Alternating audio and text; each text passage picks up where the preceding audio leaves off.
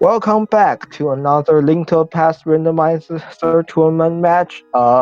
This is the first round of 64 match between shadyforce and Mclagging. It's a third match, the deciding match of their series. So it's going to be exciting. My name is Plastic. Together with me is Udon Monistic. Hello, how are you today?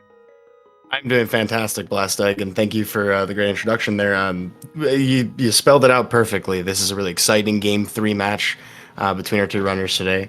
And they've both been around the community for quite a long time. It's very exciting to see them make their tournament run. This, of course, being the best of 128 bracket members trying to eke their way into the top 64. So going ahead here, Blast Egg, what do you think about this Metroid and Dark Link skin selection? Oh yeah, they're all pretty cute. Darkling is known for the final boss of Zelda 2. I haven't played it, but I heard it's pretty tricky, and Metroid is Metroid. Yeah, I'm excited to see that. Just kind of a weird sprite to use. Just based on the dimensions of the actual sprite itself. So you have to kind of learn each, line up for all of the position specific speed tech. You have to learn it with a new sprite, and that's an interesting extra little bit to the skill base I've always been impressed by. But we should be getting started here in just a moment. Game 3, Shadyforce versus Mclagging, round 1. Let's see it. So, Blast Egg, what are you expecting today? Do you think either of these runners has the advantage, the edge? Do you think one of them stands a better chance of moving on? Actually, I'm not sure. I didn't watch a lot of race lately, just the tournament, so I have no idea what their skill levels are. Their previous match are probably in during my midnight or something, so I have no idea. Hey, fair enough. And there is a lot of tournament to watch, folks. If you want to watch all of the tournament matches, which I'll be honest with you, Blast Egg and I can't keep up with everything. But if you think you can, follow all those speed gaming channels so you can see all these matches live. But we are standard mode opening, so we got the rain state here. We're gonna go find our uncle, who has one of a handful of weapons available to us, and full ammunition if necessary. And today it's a bow. So, Blast Egg, how do you feel about bow starts? You get 30 arrows, right? Yep, all 30, and open up play, just go for no major glitches and straight to Easter. But with a bottle, I guess Kakariko is more appealing. Yeah, not only that, but a fairy to bail us out potentially. This hard item pool actually caps us at 14 total hearts, and one of those is the Sanctuary Heart, or at least reserved for that. So having a fairy in your back pocket, or I guess in your bottle, definitely a nice safety for this kind of run. Yep, well, probably see it come to play later, and probably if they want Death Sword for some reason, it's always entertaining to see a fumble Death Sword by a fairy.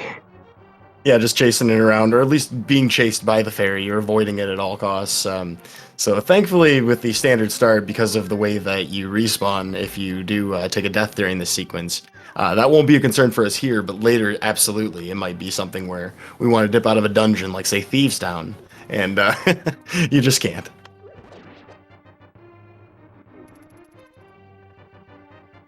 Well, the bow is a nice weapon, and as you mentioned, Eastern Palace is an option for us afterwards. I don't think dark rooms are a consideration, so whether or not these runners find lamp, I don't think they're too worried about. Um, Two items that send you in different directions. You just mentioned the bow sending us towards Kakariko. Where do you feel more pulled towards? I'd say Kakariko, the reason you would do Eastern first is because you would isolate sick kid if you do Kakariko first. So with the bottle in hand, that's not a concern anymore. So I just go to straight to Kakariko and click get everything from there. That's a really good point. I agree with you. And now here in the dungeon of the castle, we're going to see bow strats, of course, for both of the guard and ball and chain guard. As far as ammo counts go, some favorable arrow drops allowing our runners to be pretty much on par. We have plenty to complete the rest of this. Have you been paying attention to drop pool? I see a green rupee, but I'm not sure which pool is that. It's a variety pack, I believe, because we saw arrow drop for the green guard in the room with the ball and chain. I don't know that prize pack very well myself, but I believe that's going to have a heart somewhere in the rotation soon. So for right play, is that the one with 8 bombs? I believe so. It definitely has at least one bomb drop. Probably an 8 stack. I am probably wrong on that, though. I'm not sure. Well, we'll see if they start from cards. Yeah, that'd be interesting, though. I mean, you might intentionally try and use some of this extra ammunition. We did get an arrow drop in 17. I mean, you really only need one more just to kill that key rat.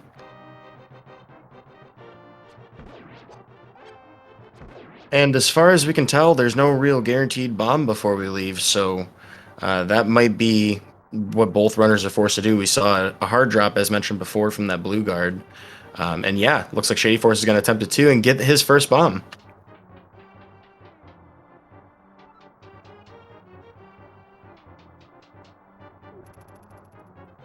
Fortunately for Mclagging, the ropes later has the same drop pool as the guard, so we still have a lot of chance. There's a lot of snakes here in this room.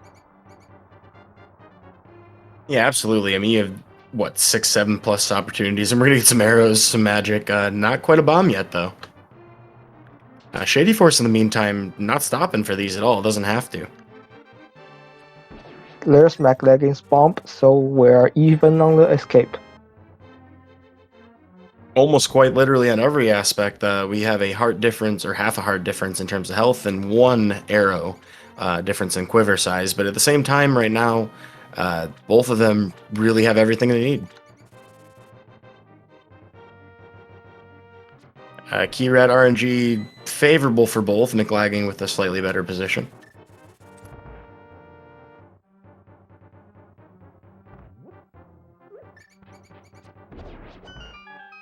No accident from a bomb. If you to save time, you pull it out early, but there's a chance the red just bunk into and wrecks everything.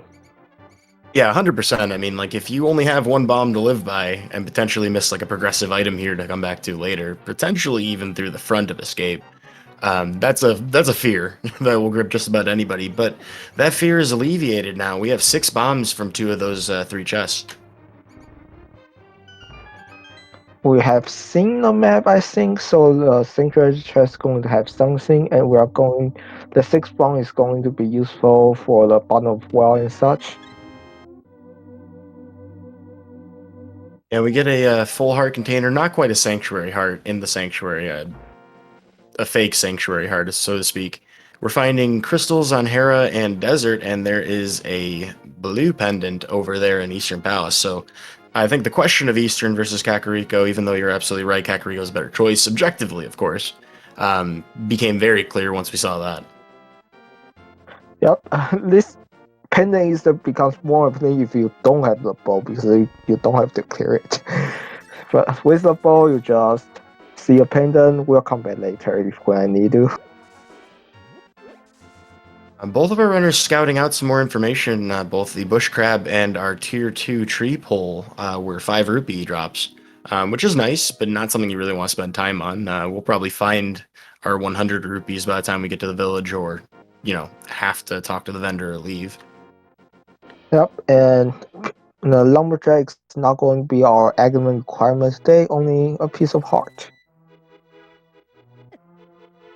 Well, ventricles aside, we are going to head into the Lost Woods, finding a little bit more ammunition. I don't think either of these runners care enough about that at this point. There's been some drops that are favorable enough, but they will drop in to see the item in the Thieves Hideaway. That is more bombs, and you will take those bombs if you've been fighting that hard early on to get them. Yep, useful for later too. Mini model, useful for can use bombs for that, or the arrows, I suppose. Yeah, so a lot of options available to us. As soon as we start getting a couple more weapons, they're really just killing what they need to and have enough to get by for the most part. We also saw another tier 1 tree attempt out of Mclagging, or was it Shady Force actually, that revealed small magic decanters. So probably not important, but if at some point you really need the magic. Yeah, triple is something not that important, but when it comes into handy, it comes in. It looks like a genius.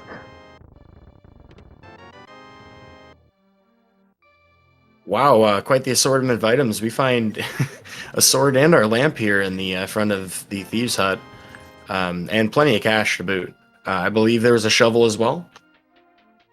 Yep. They will have enough for bottle vendor after the well, and you know, that's almost Aghanim, but we still need Moon Pearl. Yeah, and that moon pearl could even be on the other side of Aghanim, of course, the pyramid ledge being one of the options. So there is potential for horribleness, but for in the meantime, we're not going to worry about Turtle Rock later, I don't think, with that ice rod being here in the well. Mm-hmm.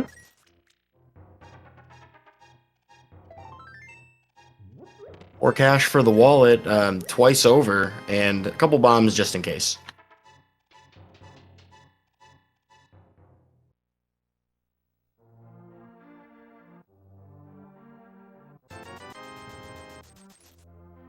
I mean, it's not entirely useless to get those arrows, right? There are better deals elsewhere, I suppose. Fair enough. Chicken Shack ahead of us here, we're going to find one item. It's going to be our power gloves. That's definitely something we've been looking for.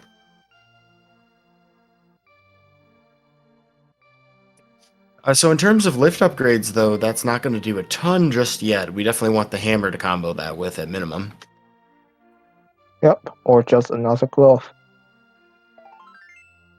Although that does give us Death Mountain Old Man, but not a lot to do there. Yeah, you'd only be going up there if you hope to find either the hookshot or the mirror on the mountain, which there's plenty of more dense choices to make in the meantime. We find a little bit more cash to kind of replace that poor investment we made at the bottle vendor. But we're still quite a stone's throw away from having enough for King Zora. Yeah, we need a few of those 300s for that. Huh, Mushroom on Library. Interesting. All right, so boots lock scenarios, that's definitely a thing to consider for the long run. We're going to get a quick look at the race game, and that's a green potion. Interesting. It's not so much that you really want a green potion in all situations, but if we are short on magic or are considering something like Ice Palace later, that might come in handy. Yeah, I might come back for it later, maybe after a digging game if they want, but most likely you'll just stay there. Yeah, I think so too. This late in the tournament, as appealing as that could be, if it was a blue potion, it might be a little more valuable.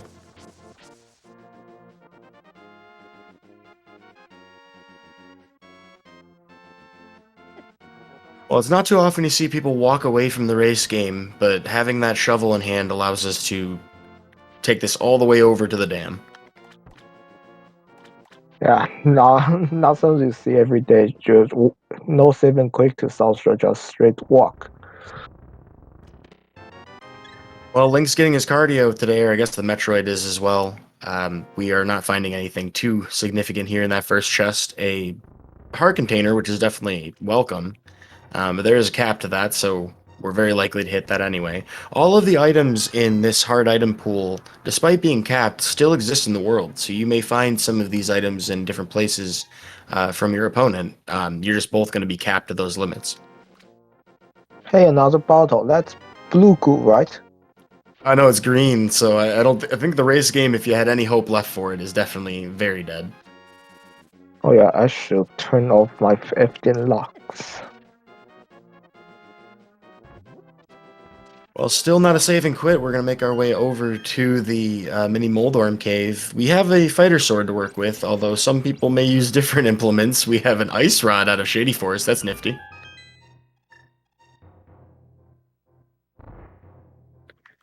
And I wager faster as well. Yep. Looks like it. And there's another rod.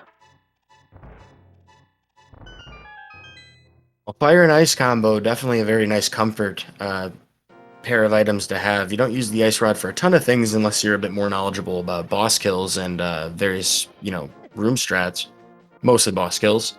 But that fire rod is both fire access and dark room access in some situations, and a great weapon. Yeah, if we the ice rod you is when you want to kill boss with fire rod, but you don't have it, but only have ice rod instead.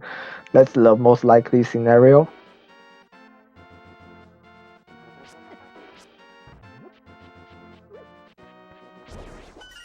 We'll get ourselves a ice rod cave check out of both of our runners. I guess they just don't like save and quit. Maybe they're both running NMG lately. Ah, Probably. Yeah. There, this really is a dead end, to be honest. I mean, if you chain that to fake flipper, I would have started screaming. If they had boots, they'd probably go to Yeah, that boots would one actually walk. make some sense. Like maybe find the rupees or something. I mean, 300 in a cave, not that hard to imagine. Alrighty, well, we get a divergence here. Looks like Shady Force is going to make his way up to the mountain, while Mclagging here is going to head over to Sahasrala's hut, and potentially Eastern as well.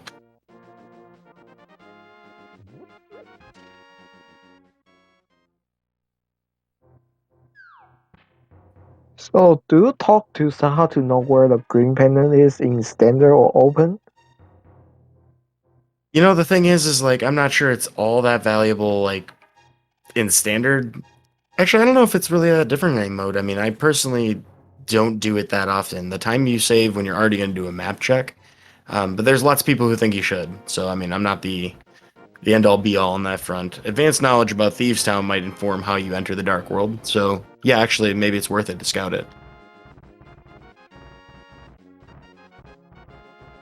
So, with both rod in hand, that pretty much quote unquote confirms Turok as our last pendant.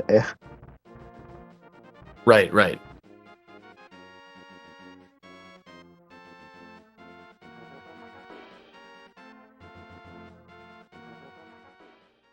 Alrighty, well, on to Eastern Palace for Mclagging as Shady Force finding a heart container inside of the Spectacle Rock Cave. Gonna leave the mountain at this point. So, in terms of knowledge, a little behind Mclagging so far as anything potentially useful.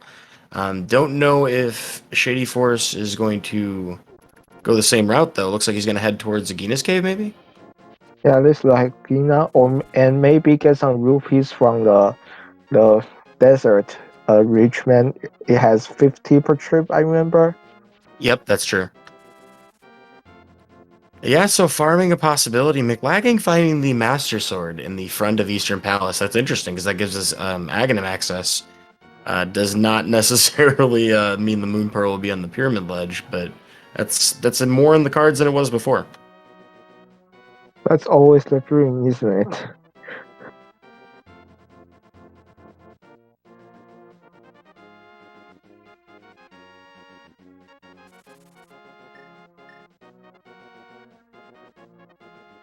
So, Chad, yeah, sorry if it's misleading. The early routes leading to Peninsula is just a meme that randomizer like to throw that kind of stuff at us. Yeah, when you've seen enough of the same thing enough times, you just kind of get to that point. Yeah, so common memes in the community, locations that are considered vanilla but aren't actually based in the original game. You just see it so much.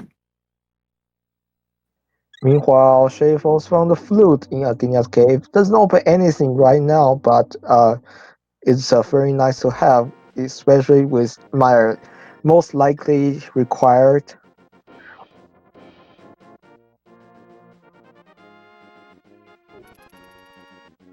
Yeah, so long-term considerations for both of these runners, but that flute being acquired, Shady Force is on his way immediately to activate it. Definitely going to save a fair amount of time over McLagging if we end up putting off that Aegis cave. But looks like nothing else is coming out from Mclagging's side, so it's more than likely Mclagging will go to Athena before doing Aghanim and getting his flute. There really isn't much else other than Zora. Yeah, so I mean, not a whole lot of ways to prevent that eventuality, I suppose. It's a good point. Although farming rupees is definitely something that might happen. Mclagging didn't really, I don't think he opened any of the extra, or threw any of the extra pots in the front part of the Eastern Palace. But with that fire rod has a pretty reasonable way of getting to the rupee room here.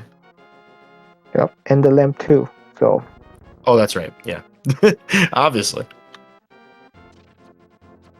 but when you do a dungeon, you usually just on autopilot. You don't think of these rupee things until you're out of dungeon and think of your next step.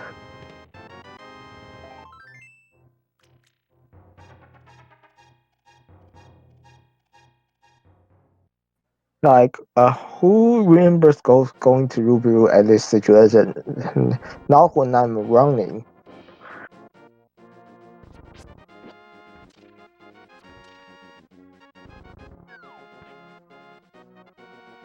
Well, plenty of arrows entering into this Armos fight. Mclagging setting up for a top right strat as we see Shady Force just about to enter the dungeon proper.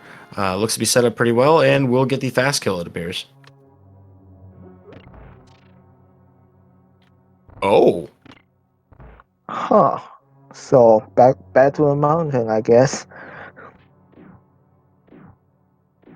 Well, Mclagging might not have found that flute right away, but he is pulling it together here with this hook shot. And as exactly as you mentioned, Blast Egg, the whole right side of the mountain, there's one less mountain trip that Mclagging is going to have to make. So, depending on how important that flute ends up being, or not, Mclagging might have just pulled together another edge over Shady Force.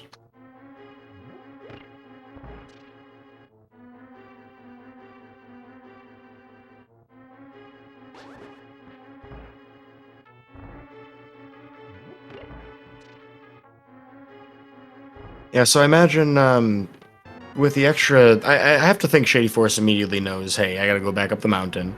So Mclagging's gonna find out probably Dark World access a good, 5 minutes sooner than Shady Force will. Yeah, probably. Because on next project is probably just layer. What do you think there'll be? A hammer for Hera? That feels appropriate. But we won't have the book. No, we have no idea, of course, audience, but we like to theorize awful scenarios that the logic could have us returning to places to do. But in all likelihood, yeah, as you mentioned, we'll have some way to get to the Dark World. It looks like it's going to be either the Moon Pearl to send us through Aghanim or the Hammer to have us continue onwards, or potentially, as you mentioned, another glove. Or there's 8 chest layer. It can just be everything.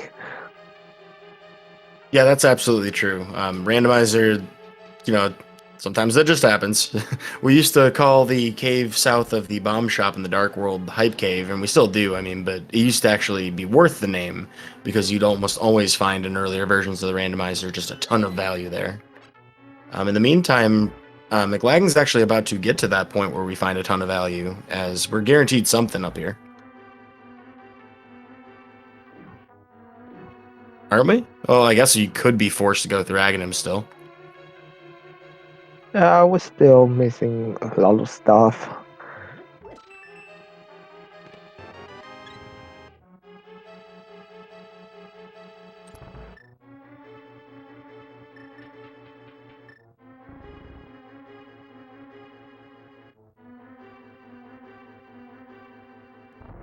Alright, let's see. Paradox Cave, 7 chests. The first 2 coming up.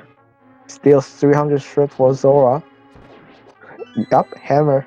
I don't think you could have called that any more perfectly than that. Also, the hammer, I suppose, was pretty much expected at this point, at least here in the commentary booth. We still have 5 more to go, though.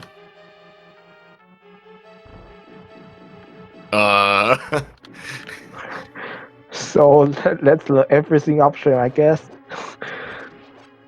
You couldn't have said it any better.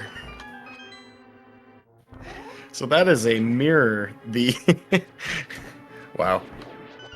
The Moon Pearl, and there was a coin in there as well, that Yeah, ether. either. So that's our Dark World SS, and Ganon is officially dead. I mean, Well, he's alive. alive, but Yeah, exactly.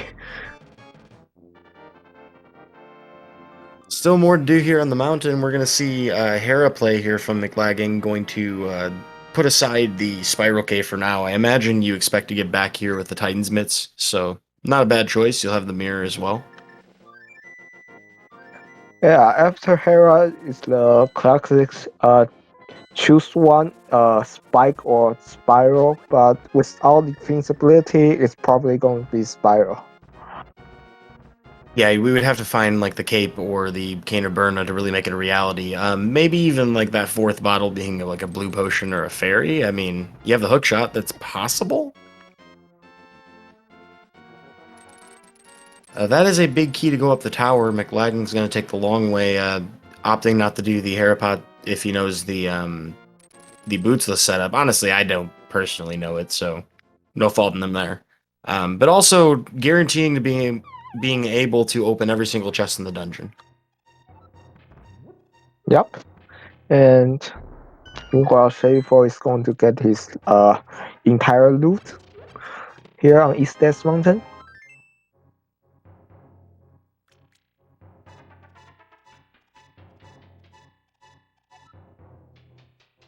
Oh, we're going to see an Slow. early bomb jump.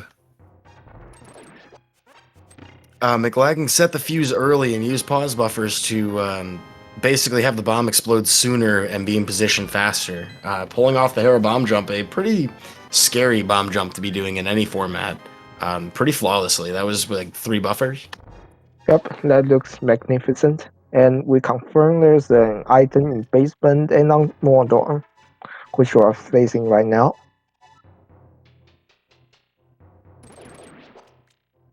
Alrighty, well, we'll get the Moldorm 1 fight. I almost want to say Moldorm 2. We'll get the Moldorm fight here at the top of Tower of Hera. Mclagging using my personal favorite implement here, the hammer. Just 3 total hits and gonna do some sword spins, maybe feeling a little bit squeamish about it. Don't blame him. A lot of people fall here, but today it's gonna be Moldorm. Yep, you want to... Oh, Titan's Mitts. So, back to East Death Mountain. Yeah, you're going around for a couple circles here, but you're definitely gonna get everything done. Yep. You want to use a hammer or your methods or spins because you want to avoid the fast phase of Mordor. Hammer and temper spins do 2 damage, and in 5, Mordor has 6 health, and at last health it goes super fast, and you don't want to face that. Well, we did get to see the bootsless Harapot here from Shadyforce, opting to use a bomb to put himself in the correct pixel and making great use of the hookshot from there. We're going to find out in a moment here if that choice... Ooh, we're going to see another bomb jump from the other direction? Shadyforce is running around... No, he's jumping down. Okay, I was about to get real hype. Bomb jumping back from there is definitely doable. You just got to be real precise. Yeah, with the fireball chasing around, I don't think it's going. It's very stressful to do. Well, it looks like Shadyforce will be rewarded for the Harapod if he doesn't decide to come back in for the basement chest, as Mclagging finds out it's just a big 20, so getting everything in the dungeon in this situation not paying out. Definitely a safer strat in general, though. I prefer it myself.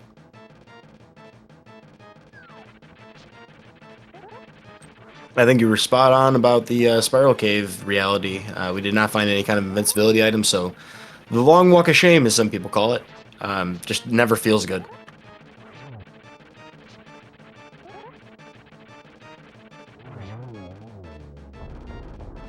A little bit of a standoff for Moldorm fight out of Shadyforce, but does emerge victorious, donning the victor's gloves. So 1 crystal apiece with Dark SS. But they are going to do everything on Death Mountain first before we consider the rest of Dark World. So I gotta say, for the most part here, everything's been rather linear so far. There is, of course, the unknown with King Zora. I think that's the one light world thing we were able to do that we haven't really seen. Um, and provided that isn't some kind of earth-shattering one or two remaining items, both of our runners are probably going to be lockstep for quite a while. And shadyforce skipping Hera basement, as you said, you're going to save some time here. Yeah, that's really good for him because in terms of the knowledge situation, he is running, a good handful of screens behind Mclagging here, who is currently in Super Bunny Cave, finding just a little bit of health to work with. That will bring him up to 10 hearts, though. Well, shadyforce is the one with the flute, though, so the difference is going to be catch up real soon because Mire is a crystal and our last pendant is on ice. Yeah, that's a solid point. We have that Titan's Mitts now as well, so that is accessible by all standards. Assuming we can get into the dungeon, doesn't require bombos. That's Samaria short of completion.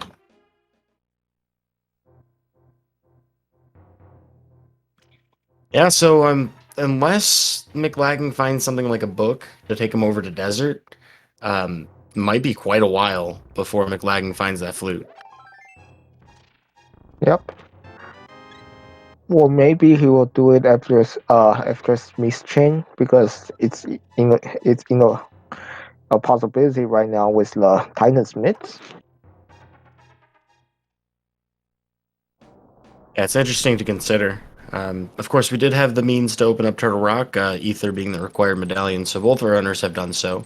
Mclagging heading over towards Spike Cave, it looks like. I does he have enough health to do that? What is he doing here?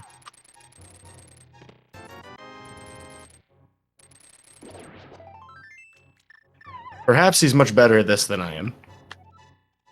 Yeah, maybe better than I'm too. Well, he Because has hook shot for iframes, and we have a fairy still. Neither of these runners have died. Yeah, so Mclagging with the hookshot, as you mentioned, will be able to, well, hopefully, should be able to get all the way in. Yeah, no problems here. yeah, let's should make it in time 7 hard with some iframe and a hook straight to the block. I think he'll made it. All right, a breath of relief for me at least. And that's a sword for the trouble. I'd say that's worth a fairy. Yep, totally worth it. And shadyforce saving and quitting. So, not going to find that sword. Could still find a fourth sword elsewhere. It would be quite the adventure.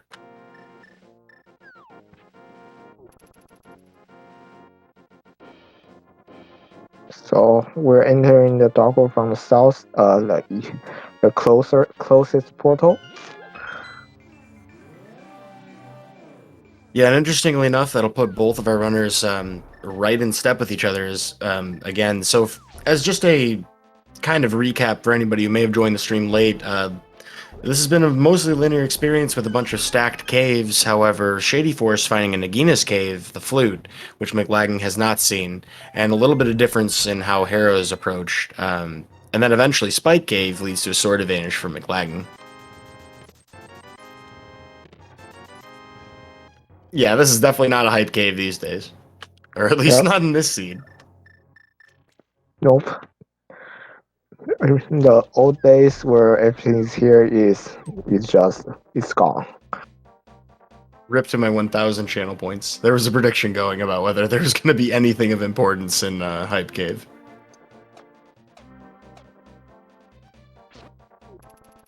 On the bright side, it does give us quite a few more rupees. Neither of our runners, unfortunately, are going to be all the way at 500 just yet, so Palace of Darkness feels real good because you can get a bunch of rupees there.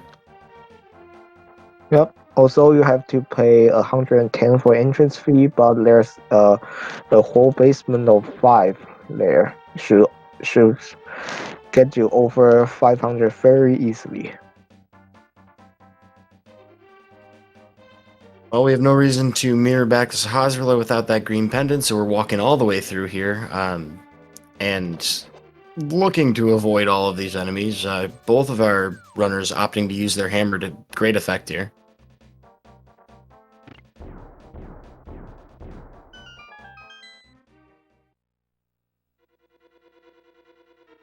Alrighty, Shady Force heading to the left. We do have the bow and all of the logical requirements of the dungeon, so routing is a matter of convenience. The boots would be great. Boots would probably be the one thing we'd want just to make things nicer. And Ken to afford the statue, but with Mirror and Ballhammer, just do whatever you want in here, honestly. Yeah, some people who are smarter than me can keep track of the Palace of Darkness key logic.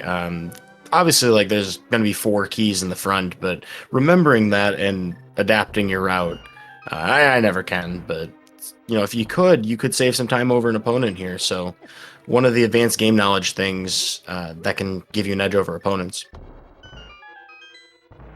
Well, I can after like 5 minutes after I finish the dungeon, but not on the round. Hindsight, it's 2020. Alrighty, well, both of our runners are sniffing out the same route, it looks like. Heading to the right side, of course, with that bow. That'll give us these 2 items. We're finding the big key, which is a convenient way to find it. You want to find it before you do the rest of the dungeon, of course. And another small key, so both will mirror out of here, and I presume head straight to the back. They could go to the vanilla big key location if they wanted. Or no, they need another key. I counted wrong. I think there has to be a key this rate. That sounds right. So Mclagging's going to drop down, actually, as Shady Force grabs a key and heads immediately to the back by the Vanilla Hammer location.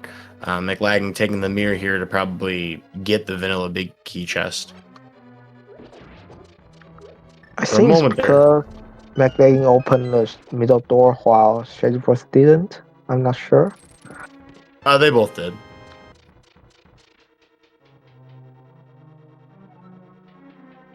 So a difference around just produces more keys for Mclagging heading to the back here, as Shady Force is going to stock up on rupees like we both kind of predicted entering the dungeon, and definitely going to do so on the way back out. We're still a little short. We're just barely there. Shady Force getting the 501. Might have wanted a few more for dig game, but likely to find rupees. And we got a hammer yump out of Mclagging with just like 2 buffers, I think. It was really smooth. Yeah, Mclagging's execution is pretty much on point today. And I think we're going to get one out of Shady Force as well. Yeah, 3 buffers. That's incredible. Yep. The bright side, the advantage of how Shady Force routed is he will be able to save a small key here and go straight to Helma. Because he don't need to open the door of the Dark Maze because he already done the rest of basement. Yeah, that's a good point. So Shady Force will save a little bit of time here in routing advantage over Mclagging, who is lagging behind at the moment, trying to gather these rupees. He is holding on to a good handful more, so can actually do everything else that requires rupees at this point. Though I don't think that's going to be too important. We still have plenty of places to get rupees.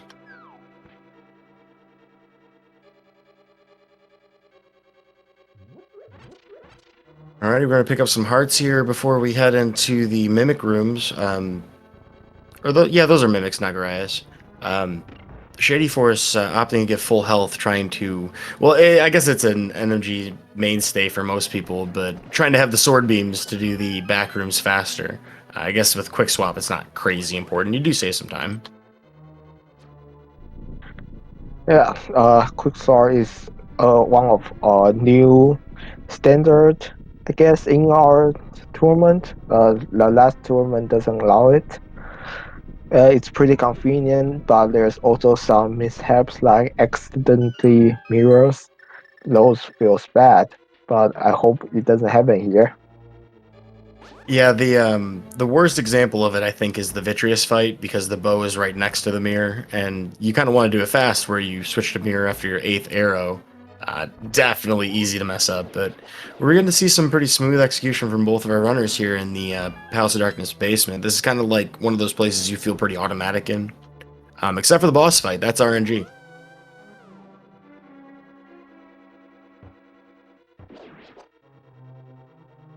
Having a little bit of a turtle party here for Mclagging, but managing it pretty well. Definitely coming home before 11. Mm-hmm.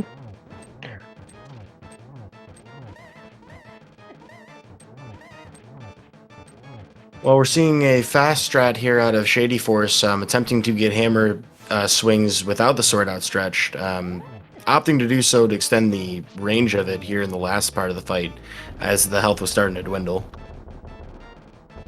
Meanwhile, Mclagging extending the hammer fake hitbox from the start, it's going to be easier to hit a mask. And with Timber Sword, he should be able to just slash away like that, yeah. Yeah, you're absolutely right, and also a couple of favorable bounces with the sword outstretched ended up working in Mclagging's favor to have some faster swings overall. And as you mentioned, with Tempered Sword, even though he couldn't get 4 straight hammer hits, those slashes were a lot faster than Shady Force's double slashes in comparison. And pot coming out empty, and Shady4 is going to check Mire. Yeah, this is not available to Mclagging, who opts to save and quit from the pyramid as well. We'll see where we start. It's going to be at the Sanctuary, so that's interesting. Now this looks like a North Dark World, maybe? We'll make some good use of the hookshot in the overworld, as we see Shady Force and Mireshed here, finding some upgrade we couldn't get which is the 20 green rupees you see there. We've already reached the cap for something. It might even be like a mail upgrade or silvers. Honestly, 4 teammates, 11 hearts, probably a hot container. Fairly likely, yeah. Looks like we are in the Village of Outcast portal here for Mclagging. He's going to walk into, looks like Skull Woods. Yep, the meta of randomized release day is just do Crystal Dungeons, which is both Shady Force and Mclagging are doing. Skulls and Desert Pass, both Crystal. Wow, Canis Samaria locked behind that flute so far as we know it, unless there is a book floating out there. Shady Force is going to have one more piece of the puzzle put together. Finding out, of course, that it's Quake for Misery Mire in the process, so has the ability to walk right in there and will. Not even reading Landmonas first, huh? No, I think he's just reading the heart of the card, so to speak, jumping right into Misery Mire. There's only 2 potential items found in here, but at this point, how much more do we need for go? Flippers? Flippers, yeah. We don't know if we also need boots because the first chest in desert is Samaria, so desert is boots locked. Yeah, he can defeat Landmonas. Yeah. Oh, good point. Okay, so yeah, 2 items from go mode, be quite the wild twist if it ended up being both of them in here. But Shady Force does have a definitive advantage here in terms of the ability to try and cut down on overall checks. Is only a couple away. Mclagging, in the meantime, gonna head straight back to Mothula. We do have a green potion in our inventory, so has options even if you didn't feel good about the Tempered Sword, which I think most people would. Yeah, Temper Sword is your standard no magic glitches fight here, so he should be fine. His friends aren't fine though.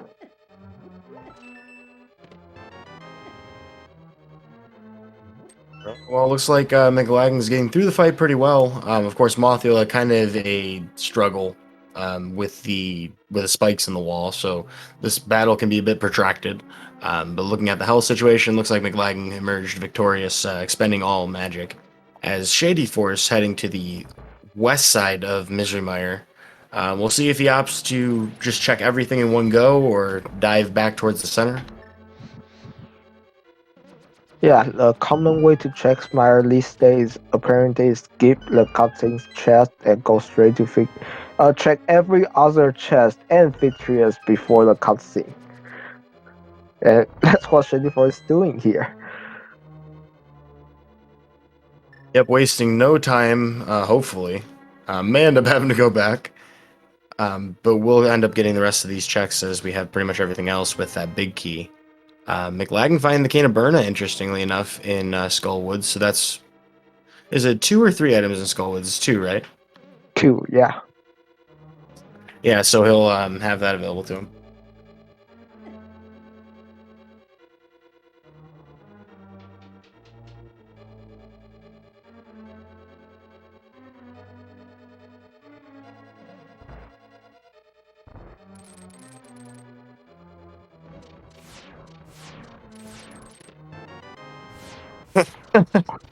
Well, there's one of them. The boots is here. So it actually means we can go more swamp. Nice. And your dream of killing Lamolus in this pass actually will come to pass.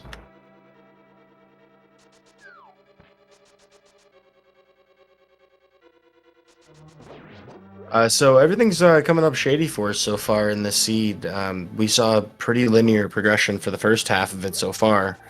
And the remaining 20 minutes has basically been the flute deciding these locations. Yep. Second item in gold is found. 10 arrows. Not gonna need those.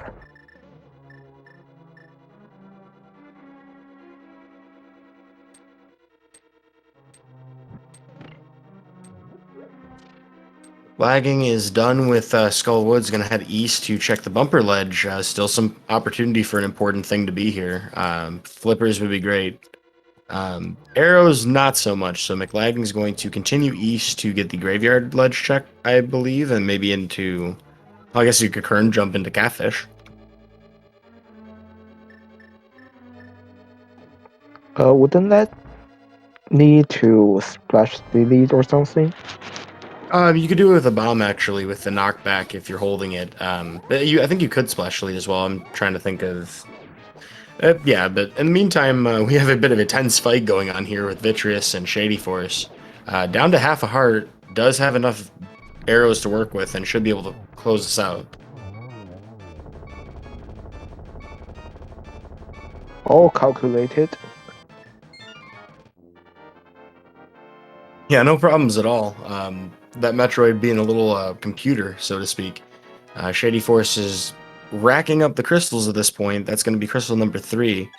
Mclagging just one behind in that regard, although that's not so much the important thing here. We need to find those flippers.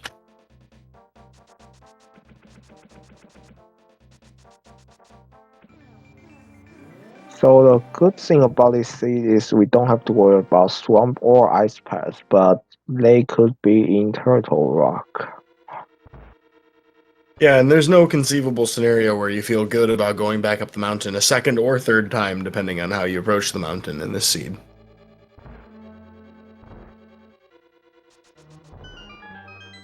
Alright, that small key will carry us back over towards the right side. Thankfully, with the way we entered the dungeon and the mirror, this doesn't hurt as bad. Mclagging, in the meantime, going to get the Village of Outcasts checks out of the way. Hard to imagine we've had Dark World access this long and we haven't even checked it yet. Yeah, just a lot of things to do with all the items.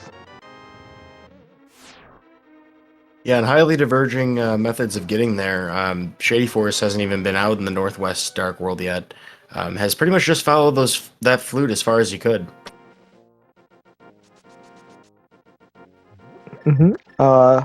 Delaying the big chest, hoping the second item is on Landmoners instead. A typical time-saving play, because if it's in big chest, you're going to make the trip anyway. If it's not, you just save the trip. Yeah, that's a good point. So Shadyforce looking to take, excuse me, looking to take pretty much any advantage he can take.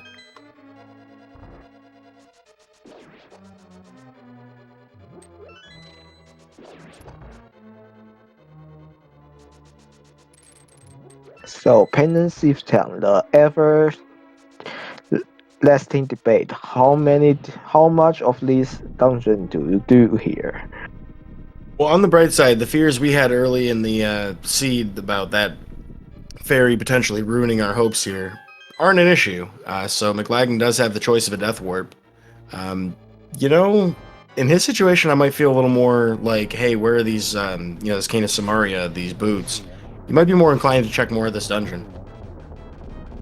Yeah, she doesn't even need this one. He has a mirror to warp. So we Yeah, haven't it's seen true. any items yet. Oh, there's one. You raise a good point. We do have the mirror. I don't know why I didn't. I was just talking about it. But Mclagging will be using that mirror as leaving Thieves Town. So if it ends up being the flippers in there, that'd be a mystery until probably as late as possible for us. And Shady Force did do pull the second items from the most is the book. Book is behind the flute. I repeat, book is behind the flute. So Manaki need to go get those flutes as soon as possible. Yeah, and the route does give him a natural opportunity coming up, unless he saves and quits after the dig game. Doesn't have access to anything in Swamp, so has pretty much that choice to make after Stumpy. We're finding a lot of cash in the ground here, though. Oh, and there's the flippers, so maybe Swamp is on the menu. This is a super bad for Manaki because it's going on a wild goose chase while it's in severe zero.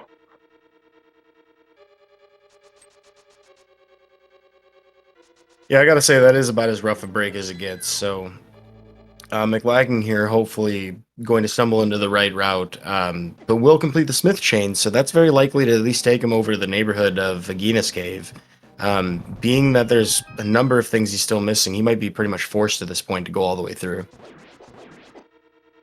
We'll see how the race lead turns out after after Schaefer's got his flippers and Madakin got his flute. He both might get their required items soonish.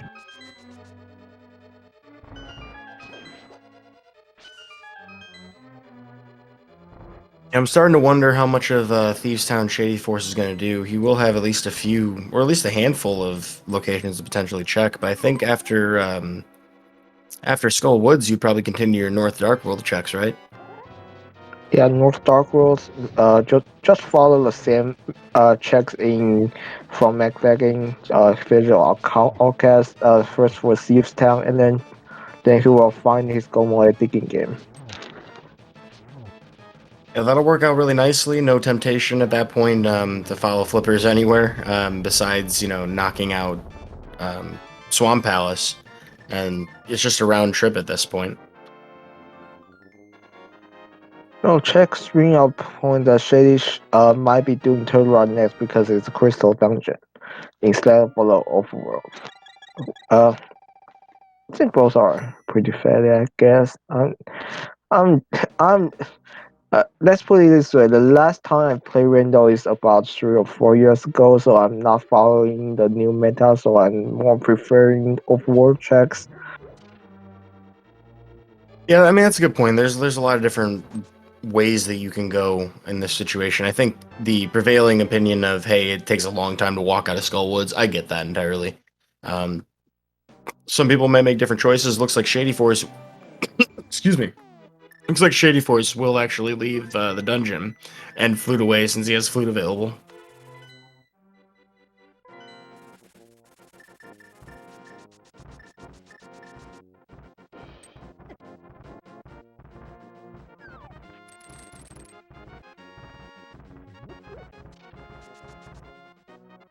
So Fluter one, this is turn rock play. Not going to lose that much time to be honest because the gold mode rock isn't that much faster than a non-gold mode, and maybe he will actually get his Timber Sword here as well after Turtle Rock. I mean, Yeah, the natural opportunity to check Spike Cave is definitely coming. that's a dead rock.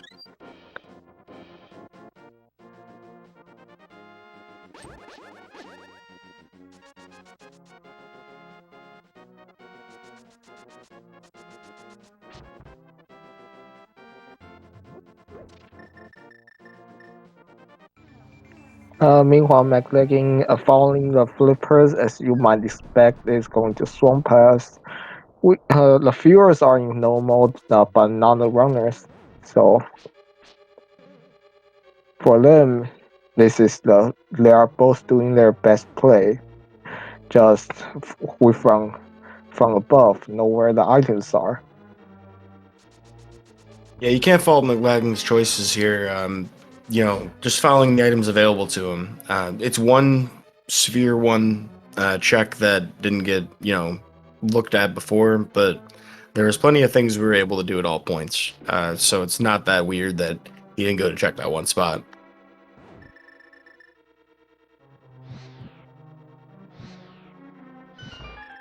But so we'll see what Shady Force does after Turtle Rock. I can't see any reason you'd skip anything in this chain, so we'll see Mimic Cave as well. From that point forward, though, you have, I guess, Thieves Town to check. Smith Chain probably looks appealing, and then you end up getting Dig Game in that process. Yep. I think I should just do everything up the mountain, which means it's Ether Tablet and Spike Cave for Temper Sword, and then I think it's back to the Smith Chain.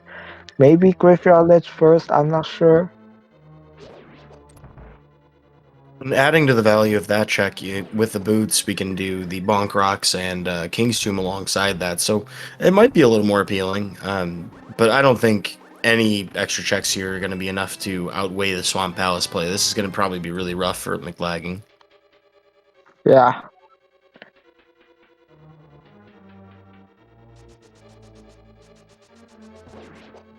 I mean, you do Bunker King's Tomb first before going to Dogwood, right? With Flute, I'm not sure. That's a good question.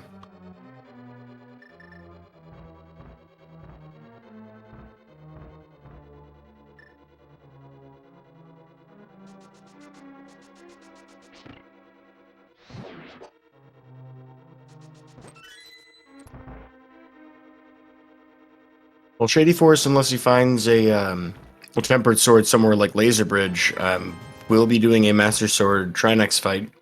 Should be able to handle that no problem. No half magic to speak of, and a fairy in her pocket. And the green glue if the heads keep juking the rod shot.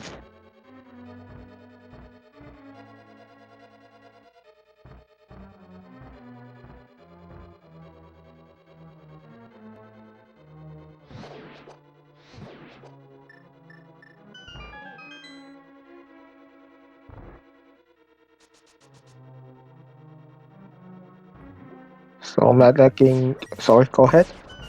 Oh, I was just remarking that Shady Force burned down the Hokuboku, no problems. I'm gonna see the Mimic Cave. Meanwhile, Mclagging is doing left side first. I think he did the bump dive down. Yeah, being that we don't have the King of Samaria yet, must have.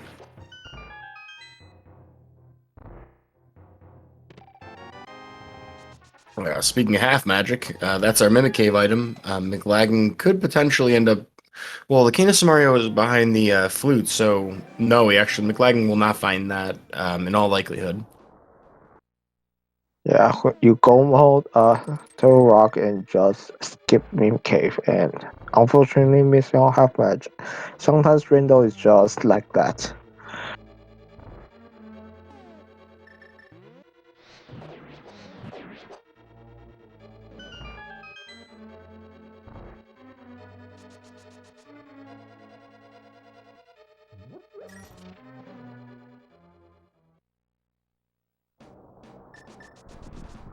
I think I missed it, but Shady Force walking back around must have.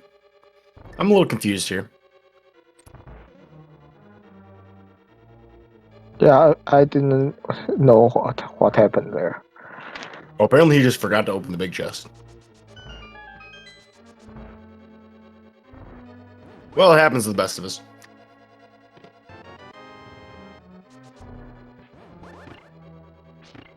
Alrighty, Mclagging here gonna take the normal way around for Swamp Palace. Gonna get that big key. Doesn't opt to go right back upstairs, which is a very common choice. seeing as you could potentially find the last item on the boss. The same gambit you mentioned before about skipping cutscene chest in Misery Mire.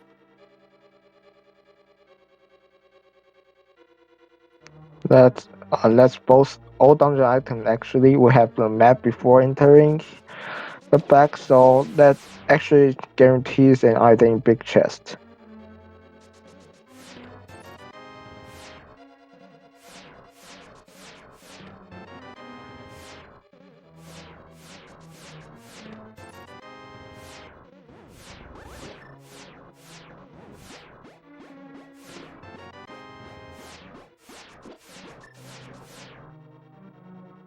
Fast work of the Laser Bridge and fast work of Argus. Mclagging here not going for any kind of fancy zero cycle stuff, but definitely going to get the fast one cycle. Actually, maybe that was fast enough, wasn't it? Yeah, that's fair. Yeah, that's fast, very fast August for 10 euros. Yeah, And give the them one crystal. cycle. So Mclagging putting on a really impressive display there with the more standard slash method. Going to emerge victorious from that dungeon and definitely made that as fast as he reasonably could for as long of a check as that is. Unfortunately, because as you mentioned, that big chest has to have an item, he's not going to skip it. Meanwhile, shadyforce count his firehead. What was that? Ice head, firehead hit point perfectly. Switch to fire rod to give a few burns, and takes out Trinex.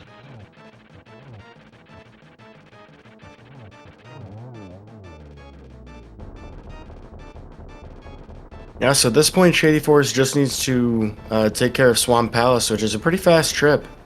Not having the Tempered Sword is unfortunate, but as you mentioned before, he's likely to make his way across the mountain here, as there's no reason you'd want to come back up here to do that. Next time, we're going to have the blind check on Lake Hylia here. Yeah, it's kind of funny. You usually see at least some kind of scout of the island earlier in the seed, but we haven't been to Zora yet, or Catfish, have we? Nope.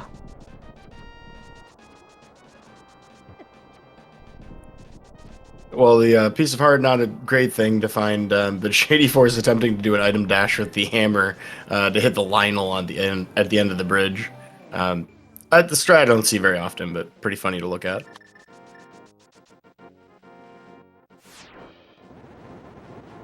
Well, Mclagging's trying to chain everything together that he can. He's actually going to take a mirror over here to the hobo under the bridge. Often underutilized spot to do so. Very efficient time-wise to do this. Yep, and with this portal, he can go check Pyramid, Catfish, then Zora.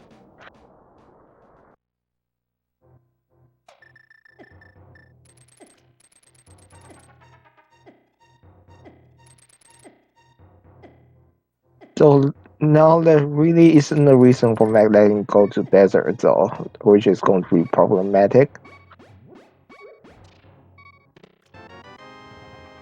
Yeah, it's going to basically take a shot in the dark for Mclagging to find that at this point, which is unfortunate, but Mclagging's doing his best he can anyway to be as efficient as possible with what's around him. If the answer to the seed was within the route that Mclagging's taking, it would look like a masterclass on how to get there. Yep.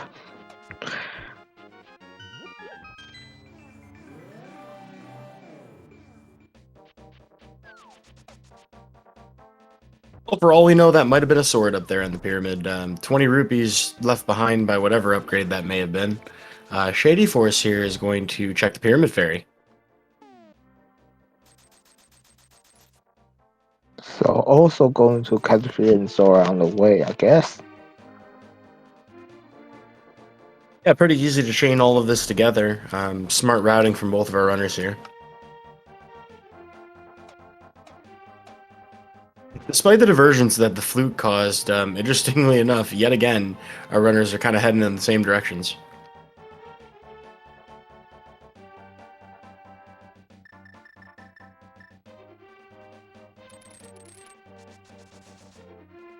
Smart use of the hook shot to prime a dash with the big bomb. Small time saves that kind of come with advanced game knowledge. Shady Force going to opt to get the hook speed as well to check the ledge item very quickly. Mclagging here appears to be, I think, set up on the quick warp pixel. I'm not sure. Yeah, how about it? Ends up getting a freeform quick pixel for the quick warp. Not quick pixel. The correct position for the quick warp. A nice half-second time save. Not much from both fairies here.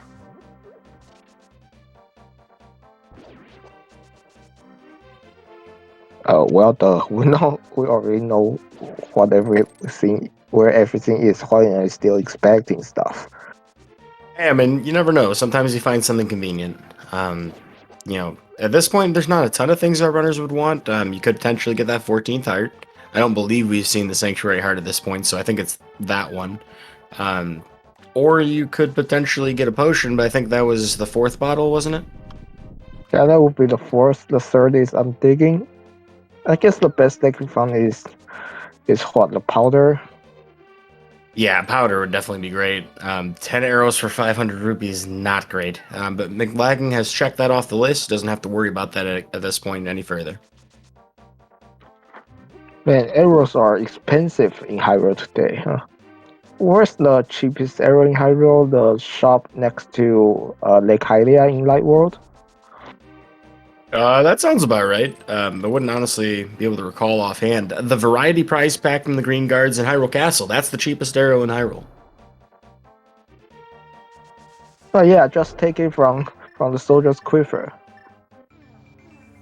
Or from some snakes in the basement. Imagine where we were at the beginning of this race, looking at just a quiver of 30 and just struggling to get a bomb, whereas I'd say that Shady Force has definitely managed to stumble into everything here, including the powder here in King's Tomb.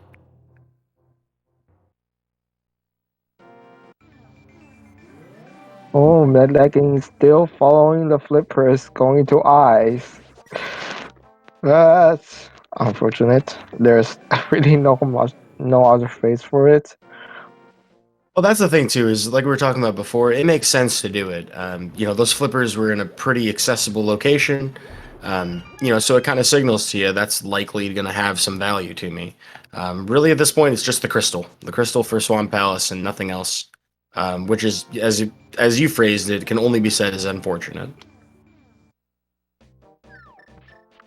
It has been a delight to watch both of these runners play out this seed, though. As you mentioned several times, that Mclagging has really excellent execution, and Shady Force, I know personally, is definitely a speedrunner of the game outright. So, folks, if you haven't had a chance yet, we'll throw the exclamation mark R command into the SpeedGaming chat. Definitely follow these runners. These guys have battled their way to this point and put on a great show for our audience.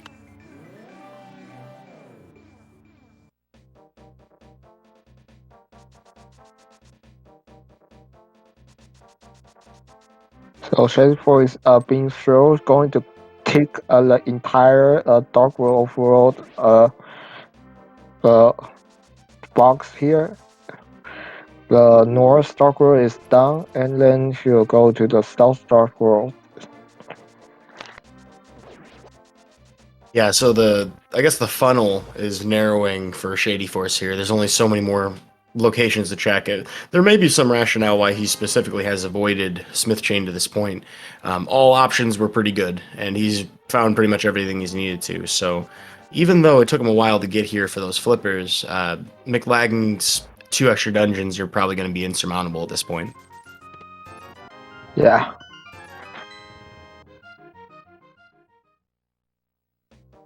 Speaking of other things kind of going in Shady's favor, was able to actually save his fairy in Spike Cave because of the use of Cane of Burna. He'd already had it from Skull Woods. So he does have a little bit of extra insurance. No part of the Ganon fight and the GT climb are free. I think he's definitely in a position to do well with it, but, right now it would take something pretty catastrophic, I think, to change the tables here. Yep.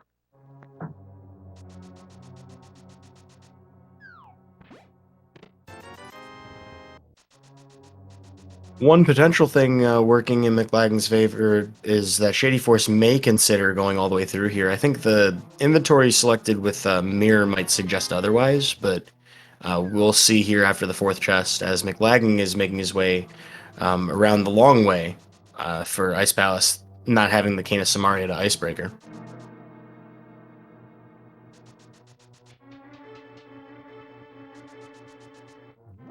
Yeah, as Chet said, the flipper location really throw Mclagging off here.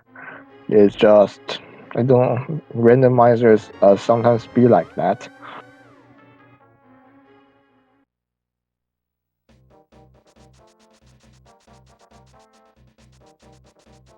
Seeing some mention in chat about another flute in Nagina earlier in this series I was not personally aware of.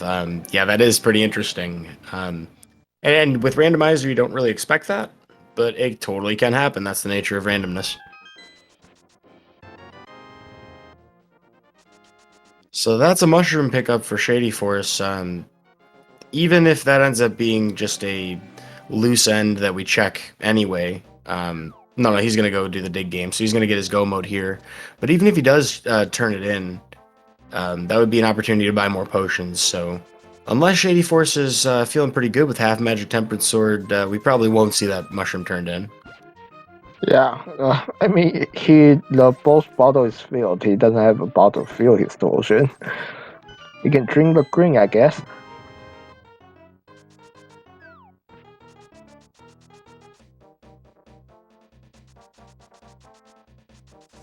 Alrighty, well, shadyforce has gathered the flippers. No need to mirror or flute. We're heading straight to Swamp Palace from here, where we will mirror, but definitely not to get there in the first place. As we see a nice bomb jump from Mclagging to cross back over into the other side of the Freezor room.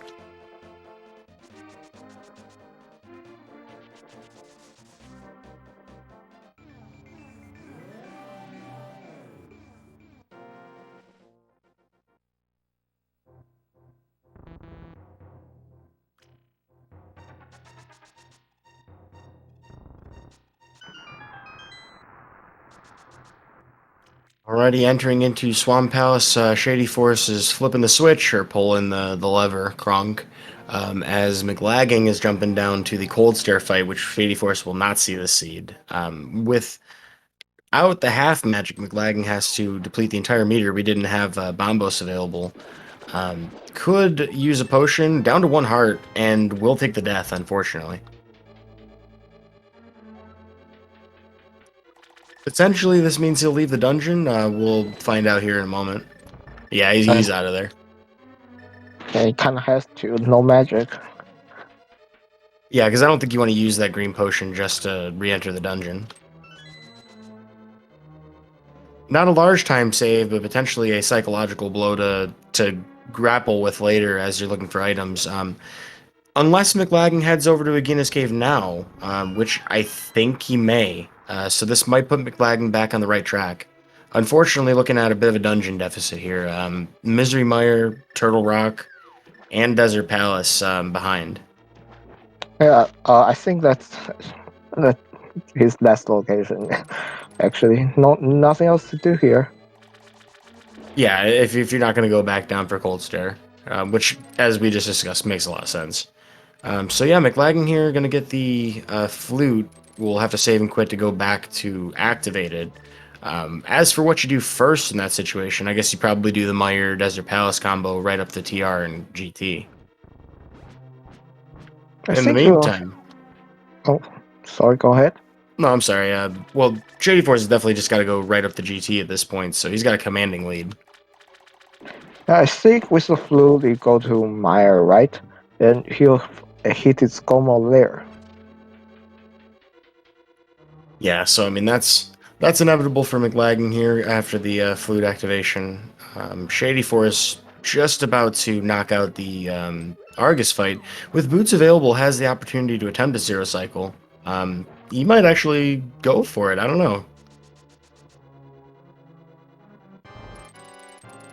Nah, it doesn't look like it. Of course, that fast strat was not available to Mclagging without the boots. I misspoke earlier.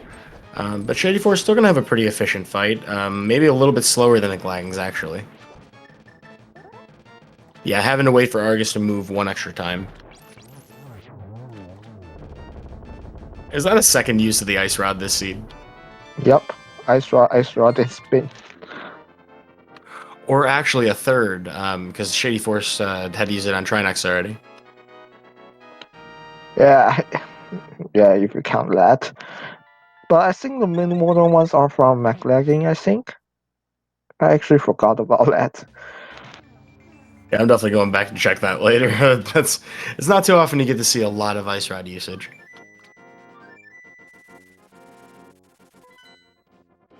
Alrighty, Shady Force heading up to GT, it looks like.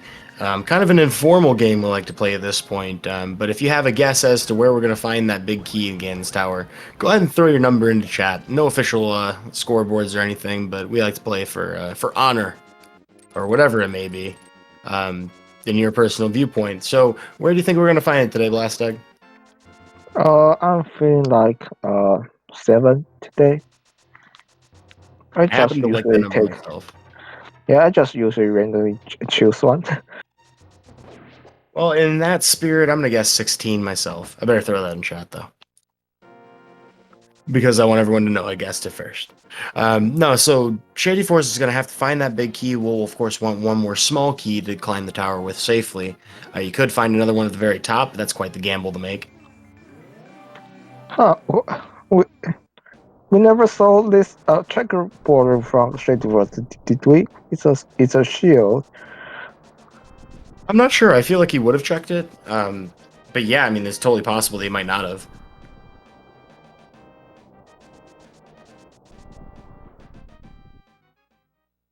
All right, so the great debate in the A Link to the Past randomizer meta. Where do you start your Ganon's Tower? Hmm. I'm not confident with my right side fireball room, so I go to the traditional route, left all the way to the almost, and then go to the right. The old GT classic, but not Super Metroid. Right side here is going to give us the pair of rupee chests as Mclagging finds that Canis Samaria. Number 3 here is going to be on the torch.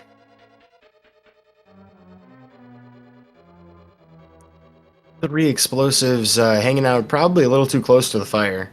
Shady Force going to continue on leftwards, of course. Going to check the Stalfos room. Could potentially mirror out of there, but I think this is a full left here.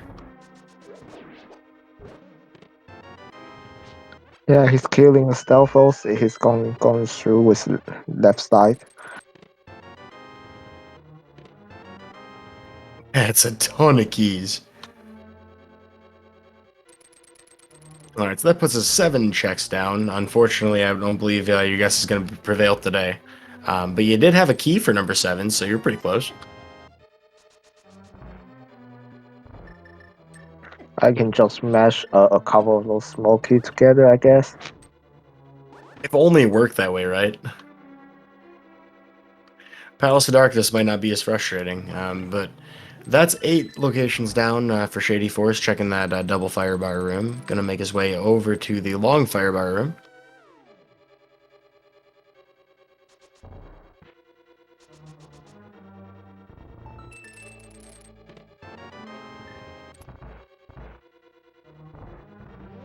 Nine being a square root of that check number in bombs.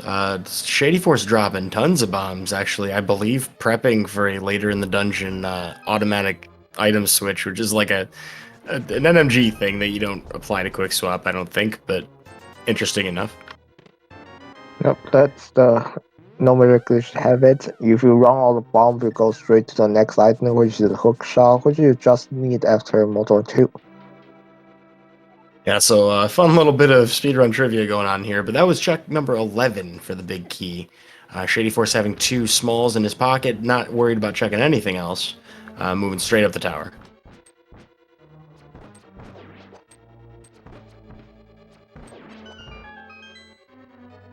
Plenty of arrows at his disposal, so Mimics 2 not too much of a concern. Shady Force well equipped to continue the tower climb. Down by 4.5 hearts. Probably doesn't have a reason to hit the restock room with that powder available.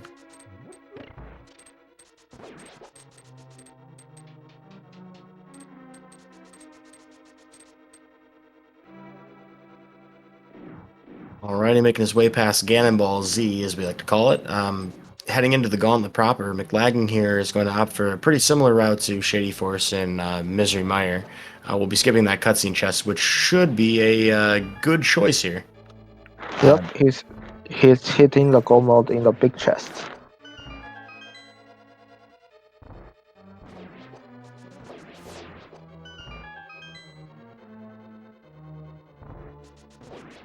Alrighty, Shady Force having some pretty good combat overall. BMO sniping him real hard there in Gauntlet 4. But a smart switch to Fire Rod with that half magic will carry him all the way into the Lambolus 2 with a favorable pattern, having not been on the super tile for too long.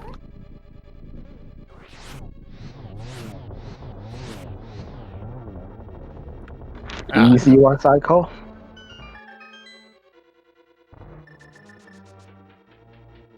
Yeah, and with plenty of magic to spare, having not wasted a single shot, Shady Force probably won't need to take any magic refill for Torches 2 coming up ahead. I think with half the bar he has exactly 8 shots, and there's a small refill in the first room, so he doesn't need any more.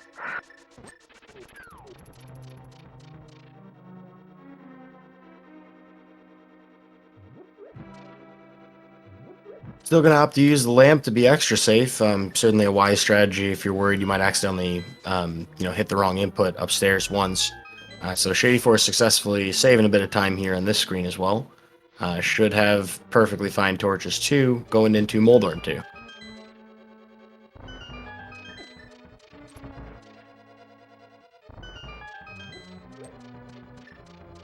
And this is a place where you're definitely glad to have that powder.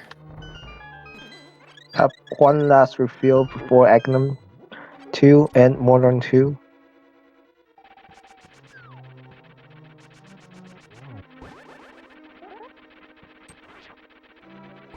Oof, bit of a close, tense moment there with Moldorm. Oh my gosh, that spin. Wow, how did I even hit? Yo, well, shout outs to Mclagging here for the NMG damage boost strats here on Vitreous, basically making that look like NMG health as well. Showing that you can kill the boss with only a handful of hearts lost. Technically speaking, 4 is the minimum if you're doing that strat, and that was pulled off very effectively. Yeah, Shellyford was doing that too, but he started with not enough hearts, so he has to arrow the rest. Yeah, not only that, but I think he had Master Sword at the time too, which, adds to how much you gotta do total damage. Double, and third, double. Yeah, so nice triple-double, but this isn't the NBA. Shady Force looking to have a slam dunk here and finish out this series with a Ganon kill coming up. Looking at a sub-90 at this point. Tempered with this kind of health is definitely cozy. I think Shady Force is in a good spot, but Ganon is never free, as we've all learned.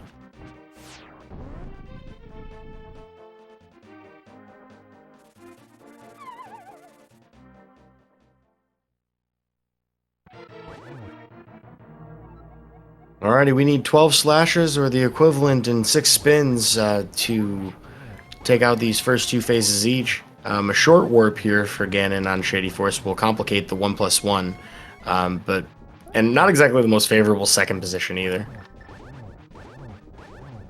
Pulling out Burma, you can slash shooting Burma, so it's going to lag a bit, but it's better safe than sorry. On top of that, that guarantees that the cycle is going to be done, so any kind of weird warping that you didn't want to see in that first cycle can be prevented. Speaking of warping, though, Ganon not playing nice so far here in Phase 3. We are about halfway through it, but he has a 50-50 shot of warping on any given attack here, and that could technically go indefinitely, although I think it doesn't usually in Randomizer. Yeah, very unlikely final mass.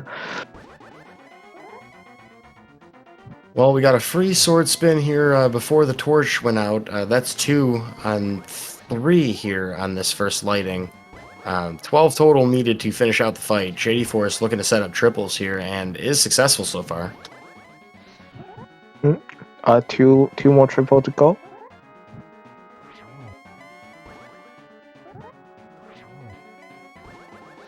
looking pretty good. He's got favorable positions on the torches as well. Making sure that Ganon stays in sync is actually an important part of managing this fight, and that will do it. And there's just one last obstacle for Shadyforce, the 1x3 bridge to the Triforce room. Get your GGs ready, and he's in. With that, Shady Force will finish in first place and win the series with a total time on racetime.gg of 1 hour, 23 minutes, and 31 seconds. As Blast Egg mentioned, get your GGs in chat. Definitely a hard-fought victory today.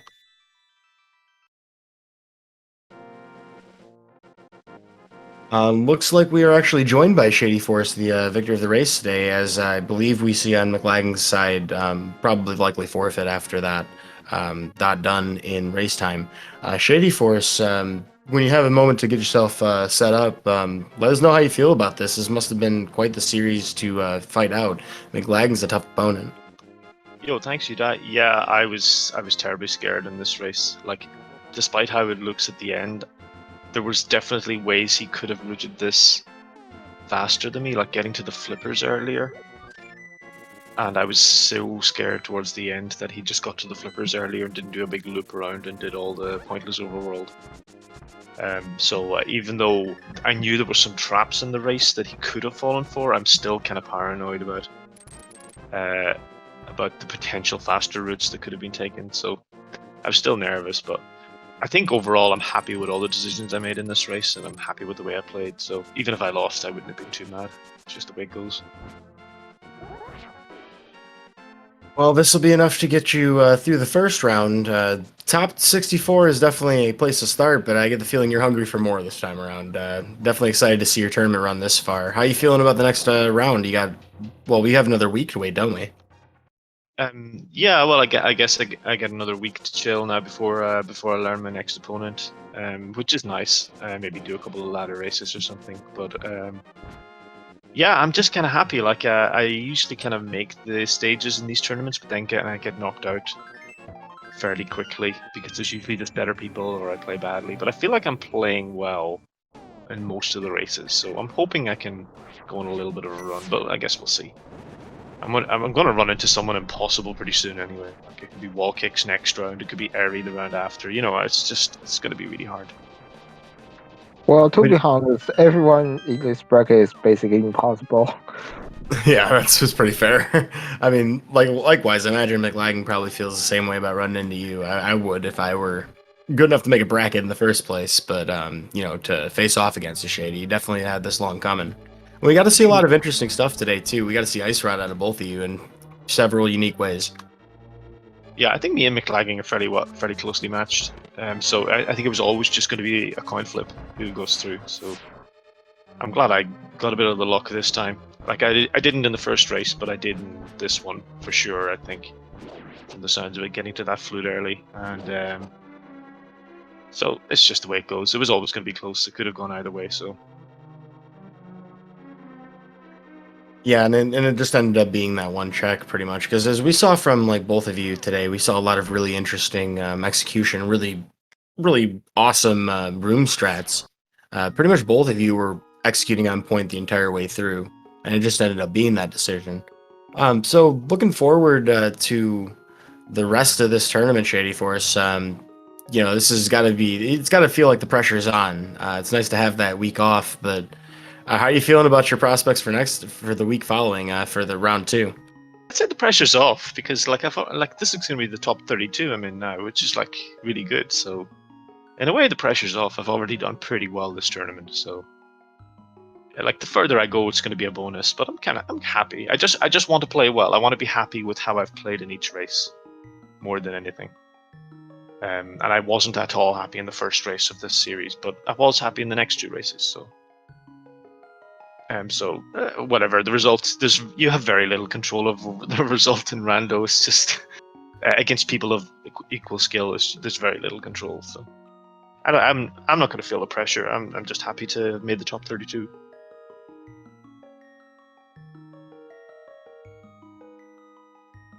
Very nice. Do you know we're going to get Mclagging here too? I'm about to reach out to find out. But yeah, I mean, Shady Force definitely. It's nice to see that you're making it into the top 64 here, at least to start with. Your opponents that you could potentially have, Wall Kicks and Will WC. Out of the two, do you think you stand a chance better against one or the other? I mean, how's that looking? I know this entire bracket is stacked. No, it's going to be a close race either way, and I get on well with both of those dudes. So it's going to be a fun race as well, no matter what. So I don't mind who I face. Either way, I just need to get lucky or make some of the right decisions, So in a way, it doesn't matter who I face. You just need to play well and get a bit lucky. That's it. Doesn't matter the opponent so much.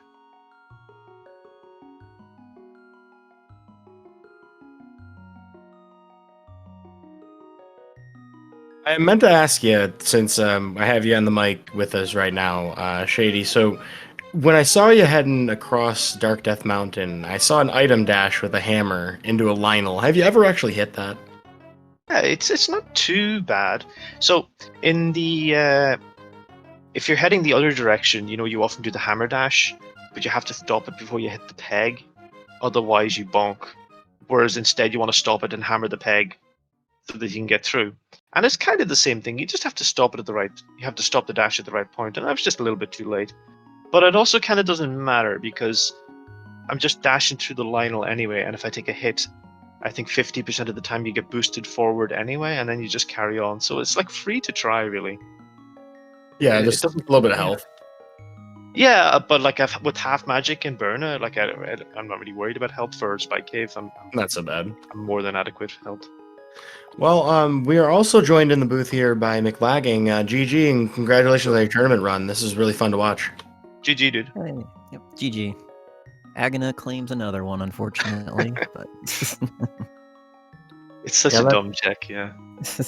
That truly is the story of the seed. I mean, pretty much all the things that were, red herrings in your route were forced by that. Everything you did was very efficient. We got to see really cool routing out of both of you, actually.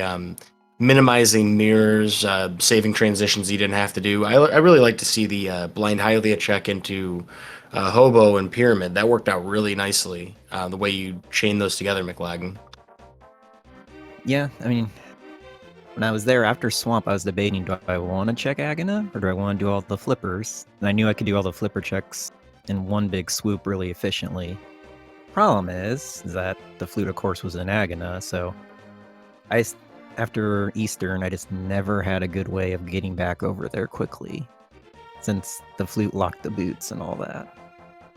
Yeah, the world really opens up at a certain point in the seed, and then it's just really hard to get back there. Yeah, because once I got the hook shot out of Eastern, then the mids, the entire world was open. It's like, oh, okay. Like I was, my reason for going for Agina early was partly because of what happened in Seed 1. Like, getting burned by the flute and Agina in Seed 1, but also the fact that I ended up clearing Pendant Eastern for nothing in Seed 1. And I wanted to leave Eastern as late as possible, because with the bow, I was going to have a tough decision about whether to kill the boss, and I wanted to leave it a bit later. And it was also looking a bit like maybe it was an Aga Seed where you don't have a Moon Pearl. And in those places, you just want to clear the whole world anyway. So I thought, nah, I'm just gonna waste a bit of time, go to Agina, and then I'm not gonna farm for Zora because I was gonna leave that. But then I was gonna go and do Eastern and make the tough decision. Then I couldn't believe it when I pulled out the flute. It was like I don't know. It was like Seed 1 all over again. But yeah, like, are you serious? Yeah. So I ended up diving ice at the time. All I had left was the back of Thieves Town, ice, and Agina. I was like, well, I'll go to ice because that's the one I don't want to do since I don't have the cane. And I died to Cold Stare. It's like, well, this is over. Then I found the flute. It's like, oh, this is really over. Yeah. Then I saw the dot done not long after.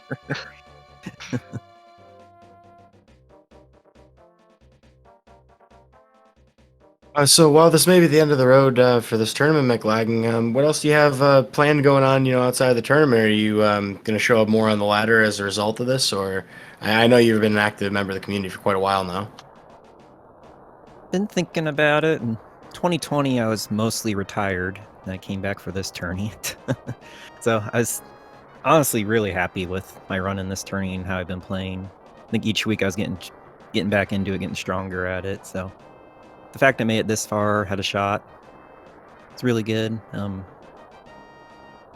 Probably will do some ladder races, looking at getting back into speedrunning. I've been feeling like I've been executing really well, so might start challenging some of my old PBs and see what I can do there. Yep, Oh, that'd be can't really wait. exciting. Yep, can't wait to see those. So guys, don't if you enjoy what you're seeing here, don't forget to follow these runners. They put on a good show, and and without them, we won't be here today.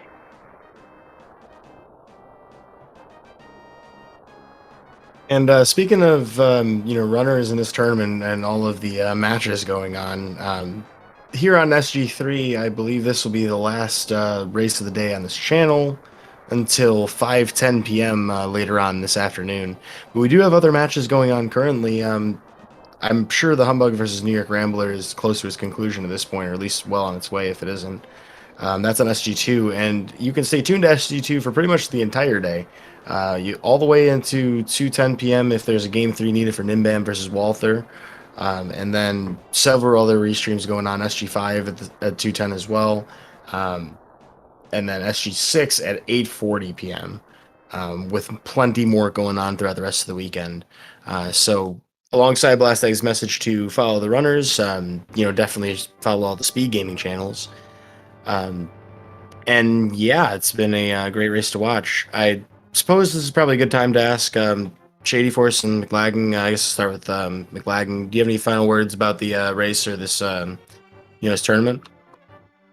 When I saw this matchup against Shady, I knew it was going to be a good one because I think we route and execute pretty similarly. So I knew it was going to be fun. It was a really fun series, and good luck to you in the next rounds. And if you could win the tourney, I at least feel better about you knocking me out. I mean, if you could make that happen, Shady, that'd be great. I'll do my best. Yeah, Okay. no, this is the Shady guarantee now. Here, You here. can consider yourself a close runner-up in the tournament when I go on to win it. Always good feelings. Well, and you guys had a lot of friendly banter in the pre-race too. I noticed that. It's definitely something I really love about this community. We all might do some trash talking, out of fun sometimes, but it's always in good spirits. Well, Shady Force, any other thoughts on this race? Yeah, I just want to thank you, Udai and Blast Egg. We always appreciate it. I'm looking forward to watching this back, watching the commentary. And I shall see Mclagging again soon in a ladder and or in the NMG Weekly. So catch you again soon, dude. Yep. Alrighty, folks. Well, that about wraps it up here for Speed Gaming 3. This match of the past randomizer tournament. I have been Udai Monistic, joined today by Blast Egg. Blast Egg, if you have any closing thoughts, go ahead and send us out. Don't forget, there's a marathon going on in the main channel. So if you want something to watch, you can go there as well. With that, good night or good morning or wherever you are. Oh, and I forgot. Thank you, Port Collector, for tracking for us today. Take it easy, folks.